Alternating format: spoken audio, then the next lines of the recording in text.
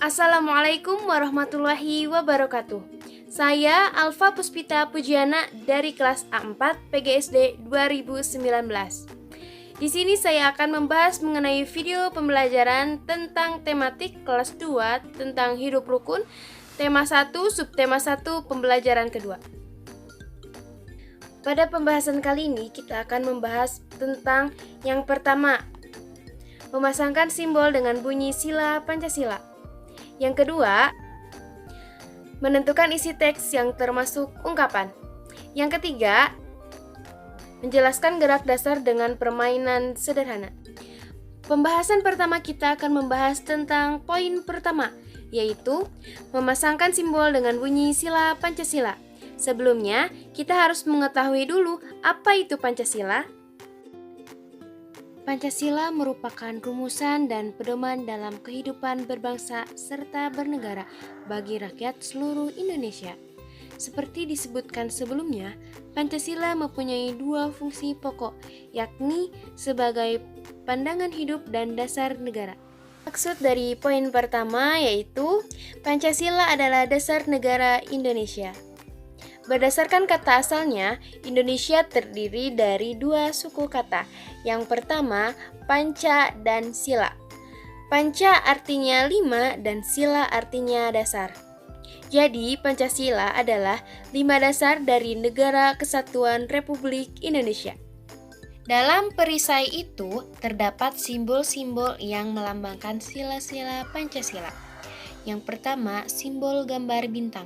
Simbol gambar bintang berwarna hitam yang bersudut 5 dengan latar belakang warna hitam terletak di bagian tengah. Perisai dijadikan sebagai dasar ketuhanan yang Maha Esa. Hal ini bermaksud bahwa bangsa Indonesia adalah bangsa yang beriman dan bertakwa kepada Tuhan yang Maha Esa, sesuai dengan kepercayaannya masing-masing. Yang kedua, simbol gambar rantai. Gambar rantai dengan latar belakang warna merah dijadikan sebagai dasar kemanusiaan yang adil dan beradab. Simbol gambar rantai ini dijadikan sebagai lambang sila kedua dari Pancasila. Rantai yang berjumlah 17 dan saling sambung menyambung tidak putus. Ini melambangkan generasi penerus yang turun-temurun. Yang ketiga, simbol gambar pohon beringin. Simbol ini terletak di bagian atas sebelah gambar bintang dijadikan sebagai dasar persatuan Indonesia. Simbol gambar pohon beringin ini dijadikan sebagai lambang untuk sila ketiga Pancasila. Pohon beringin melambangkan sebagai tempat berteduh atau berlindung. Yang keempat, simbol gambar kepala banteng.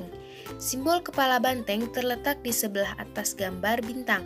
Gambar kepala banteng dijadikan sebagai dasar kerakyatan yang dipimpin oleh hikmat kebijaksanaan dalam permusyawaratan perwakilan. Kepala banteng diartikan sebagai tenaga rakyat, dijadikan sebagai lambang sila keempat Pancasila. Yang kelima, simbol gambar padi dan kapas. Simbol gambar padi dan kapas melambangkan kemakmuran dan kesejahteraan. Simbol gambar padi dan kapas ini dijadikan sebagai dasar keadilan sosial bagi seluruh rakyat Indonesia. Simbol gambar padi dan kapas ini terletak di sebelah kanan bawah dari gambar bintang dan dijadikan sebagai lambang sila kelima Pancasila. Ini bunyi Pancasila. Yang pertama, 1. Ketuhanan yang Maha Esa. 2. Kemanusiaan yang adil dan beradab. 3. Persatuan Indonesia. 4. Kerakyatan yang dipimpin oleh hikmat kebijaksanaan dalam permusyawaratan perwakilan. 5. Keadilan sosial bagi seluruh rakyat Indonesia. Pembahasan kedua, kita akan membahas menentukan isi teks yang termasuk ungkapan. Ungkapan merupakan gabungan kata yang maknanya sudah menyatu dan tidak ditafsirkan dengan makna unsur yang membentuknya. Ungkapan adalah gabungan dua kata atau lebih yang digunakan seseorang dalam situasi tertentu untuk mengkiaskan suatu hal. Ungkapan terbentuk dari dua kata gabungan atau lebih. Gabungan kata ini jika tidak ada konteks yang menyertainya memiliki dua kemungkinan makna, yaitu makna sebenarnya atau denotasi, makna tidak sebenarnya atau konotasi. Oleh karena itu, untuk mengetahui apakah dua kata ini termasuk gabungan atau tidak, harus ada konteks yang menyertainya. Untuk lebih jelasnya, kita akan mengambil sebuah contoh. Yang pertama, Andi membanting tulang ke sebelahnya sebagai luapan kemarahannya. Yang kedua, Andi membanting tulang untuk menghidupi keluarganya. Dua kalimat tersebut mengandung makna situasi pada gabungan kata membanting tulang. Kalimat pertama mengandung makna denotasi atau makna sebenarnya pada gabungan kata membanting tulang. Makna denotasi tersebut adalah membanting tulang.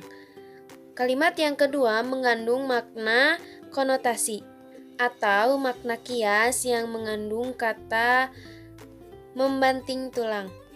Makna kias itulah yang disebut bekerja keras.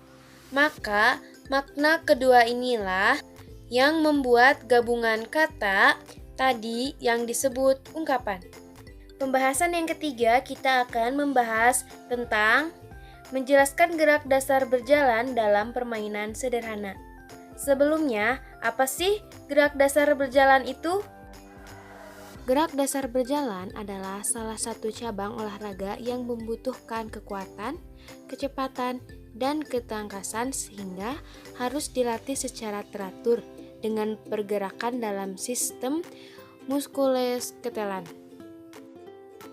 Gerak dasar ini dapat dilakukan dengan kombinasi dalam bentuk permainan yang dianggap normal jika dapat berlari atau berlari dalam kehidupan sehari-hari tanpa kesulitan. Olahraga ini dapat menjaga kesehatan dan keterampilan yang dapat menghibur dengan gerakan dasar pada saat berjalan dan dapat juga dilakukan dengan melompat. Ada macam-macam gerakan berjalan. Yang pertama, berjalan ke depan. Yang kedua, berjalan di samping. Sekian pembahasan dari saya. Wassalamualaikum warahmatullahi wabarakatuh.